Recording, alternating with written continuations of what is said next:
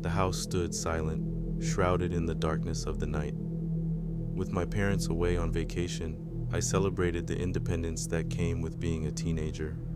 The thought of having the entire house to myself for 3 days felt liberating. Little did I know that the solitude would transform into a nightmare, a horrific encounter that would shatter the illusion of safety. The first night went without incident. The scent of microwave popcorn and the glow of the TV filled the living room as I basked in the freedom of choosing my own movies. I dismissed the occasional creaks and groans as mere quirks of an aging home. As the second night approached, a subtle unease crept into the atmosphere. The feeling of uncertainty lingered within me. The realization that I was truly alone, without the protection of my parents, unsettled me. I double-checked the locks and windows, my nerves momentarily uneased. Nightfall descended, and the house settled into an oppressive silence. The only company I had was the soft glow of my phone screen as I mindlessly scrolled TikTok and Instagram, attempting to distract myself from the solitude. As the clock struck midnight, the unsettling feeling of unease intensified, and a peculiar sensation crawled along my spine. I dismissed it as a byproduct of my imagination. Little did I know that the inexplicable feeling was a warning to the impending nightmare. As I settled into uneasy slumber, a distant noise jolted me awake. Fear mingled with the fog of sleep as I strained my ears, attempting to discern the source of the disturbance. Footsteps, unmistakably human, echoed through the silent halls. Panic surged, and my adrenaline thickened as my senses heightened. My parents' absence, once a source of liberation, now left me vulnerable to the sinister intruder that had infiltrated the sanctity of my home. Paralyzed by fear, I clutched my phone like a lifeline, the cool glow illuminating the darkened room. Panic gripped me as I realized the truth. They believed the house was vacant, an easy target for a robbery. The back door I had neglected to secure. The scent of danger and desperation permeated the room as I weighed my options. Escape seemed impossible, and the realization that I was the unwitting guardian of our home slammed into me like a physical blow.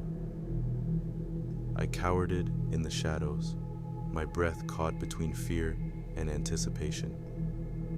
My heart thundered in my ears, the rhythmic thud, a haunting drumbeat that accompanied the ominous intrusion. The intruder, their silhouette shrouded in darkness, slinked through the living room, unaware of my presence. Fear clung to me like a second skin as I contemplated my next move. With a cautious breath, I retreated further into the shadows, my phone clenched tightly.